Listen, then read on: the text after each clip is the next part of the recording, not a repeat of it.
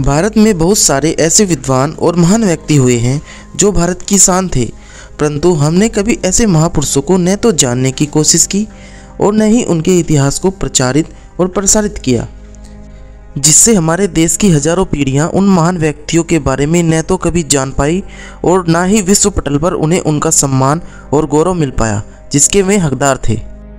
उनमें से एक थे बोधिधर्मा।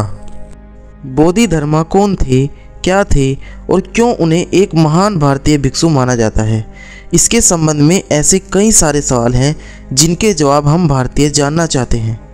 कैसे एक अमीर राजकुमार बौद्ध भिक्षु बनकर चीन पहुंच गया और कैसे उसने मॉडर्न डे मार्शल आर्ट दुनिया तक पहुंचाया और कैसे हुई कुंग-फू की शुरुआत। आइए इन सवालों का जवाब जानते हैं इस वीडियो में। नमस्कार दोस्तों, इंडिया वर्स में आपका स्वागत है।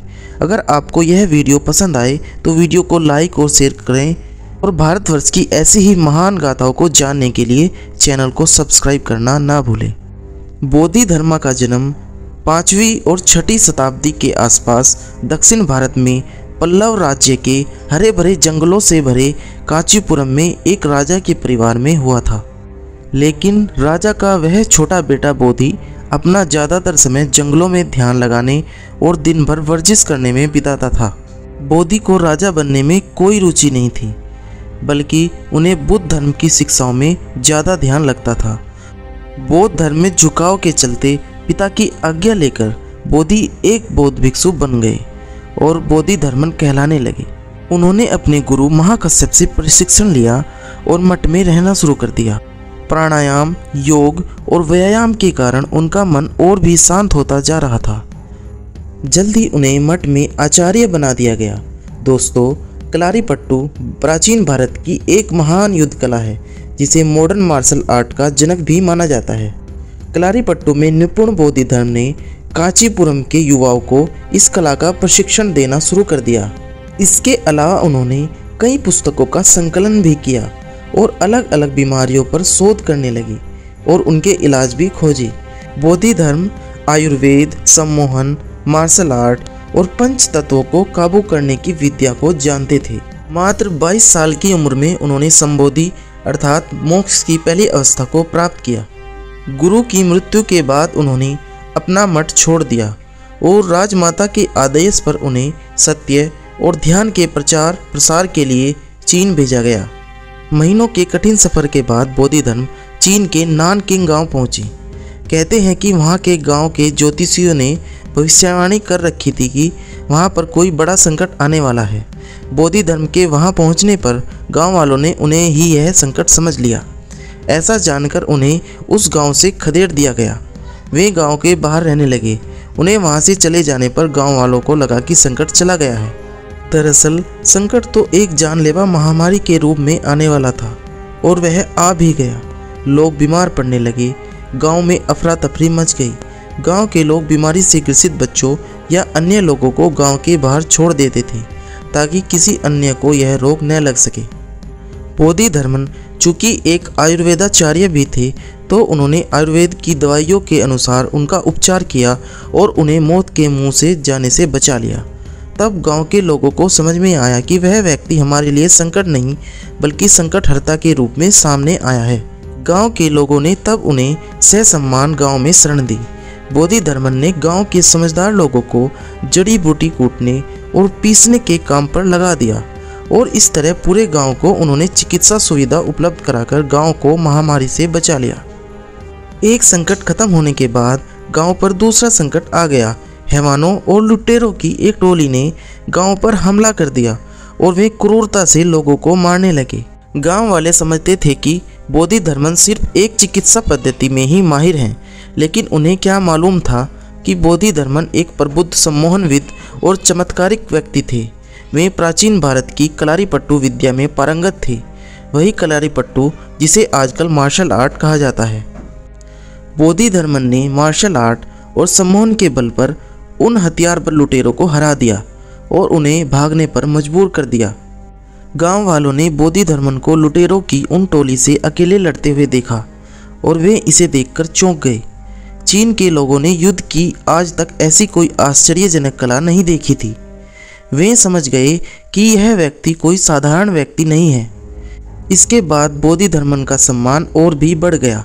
बोधिधर्मन ने वहाँ के लोगों को मार्शल आर्ट का ज्ञान तो दिया ही, साथ ही योग, चिकित्सा और ध्यान के गुण सिखाकर उनका आत्मविश्वास भी बढ़ाया। बोधिधर्मन ने गांव के लोगों को आत्मरक्षा के लिए इस विद्या को सिखाया था। गांव के लोग उनसे प्यार करने लगे और प्यार से उन्हें धापू बुलाने लगे। लेकिन चीन के दूसरे हिस्सों में उनकी लोकप्रियता इतनी नहीं थी, यहाँ तक कि उन्हें बौद्ध मठ शाओलिन टेम्पल में प्रवेश करने से भी रोका गया था। लेकिन जब बोधि नहीं माने तो मंदिर के पास एक गुफा को ही अपना घर बना लिया।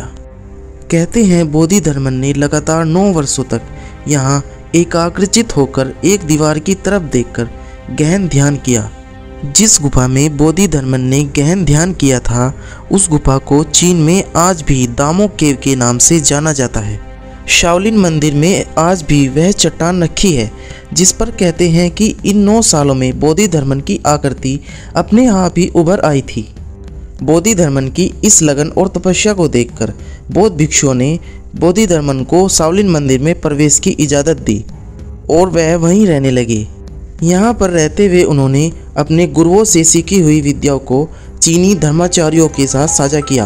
बोधिधर्मन बौद्ध धर्म के महायान पंथ को मानते थे, लेकिन जो ज्ञान उन्होंने चीनी बौद्ध भिक्षुओं को सिखाया उसकी टेक्निक्स वहाँ के लोगों के लिए बिल्कुल नहीं थी। उन्होंने उन्हें एकाग्रचित होकर नेचर के साथ एक होना, व सांस पर काबू करना और शरीर को साधने जैसी विद्याएं सिखाई। लेकिन शाओलिन टेम्पल में रहते हुए बोधिधर्म को यह एहसास हुआ कि ज़्यादातर बौद्ध भिक्षु अपनी सेहत का ख्याल नहीं रखते हैं, जिसके कारण वे अनफिट हैं। वो ध्यान के कठोर और लंबे समय को सहन करने में असक्षम हैं। इस पर काम करने के लिए उन्होंने भारतीय योग और कलरीपट्टू के व्यायामों को मार्शल आर्ट में सम्मिलित किया और नए सेट्स और रूटीन बनाए और शाओलिन टेम्पल के भिक्षुओं की शक्ति तथा सहनशीलता को बढ़ाने का काम किया। व्यायाम और आत्मरक्षा की यह कला बहुत ही ज़्यादा कारगर एवं इम्प्रेसिव थी। इससे शरीर भी स्वस्थ रहता था और बिना हथियार का प्रयोग किए अपनी आत्मरक्षा भी कर सकते थे। धीरे धीरे यह कला चीन और चीन के आसपास के देशों जैसे जापान, कोरिया आदि देशों में फलने और फूलने लगी। यहीं से जैन बुद्धिज्म की नींव पड़ी और जैन पंथ मॉडर्न समय में भी पूरे विश्व में प्रचलित हुआ है। इसके बाद बोधिधर्म कई वर्षों तक शाओलिन टेम्पल में ही रहे और कलरीपट्टू, योग, आयुर्वेद आदि भारतीय जीवन पद्धतियों का प्रचार एवं प्रसार करते रहे। इनकी मृत्यु कैसे हुई यह शोध का विषय है। कुछ विद्वानों का कहना है कि उन्हें जहर दिया गया था और कुछ का कहना है कि उनकी मृत्यु लू नदी के किनारे एक गुफा में हुई थी।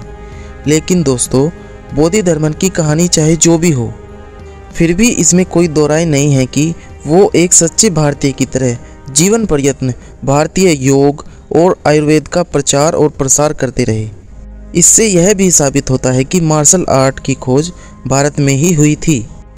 चीन जैसे देश जो इस बात का ढिंढोरा पीटते हैं और अपने आप को मार्शल आर्ट का जनक बताते हैं, बोधिधर्मन की कहानी उनके मुंह पर एक तमाचा है। परंतु एक विडंबना यह भी है कि अधिकांश भारतीय बोधिधर्मन के योगदानों के बारे में जानते तक नहीं हैं। इस कहानी को दिखाने का हमारा उद्देश्य यही है कि भारत के लोग अपने पूर्वजों के ज्ञान को जान सकें और यह जान सकें कि भारतीय ज्ञान का नाम बदलकर कोई अन्य देश उस पर अपना क्लेम ना कर सके और चीन जैसे देश अपना प्रोपेगेंडा ना फैला सकें। भारत के इस वीर सपूत को हमारा चैनल सशक्त नमन करता है और हम भारत के लोग बोधिधर्मन के हमेशा हमेशा ऋणी रहेंगे। इस सीरीज की अगली वीडियो में हम आपको बताएंगे कि कैसे बोधिधर्मन ने चाय की खोज की और कलरीपट्टू की कला कहाँ से आई। तब तक चैनल से जुड़े रहने के लिए आप सबका बहुत बहुत धन्यवाद।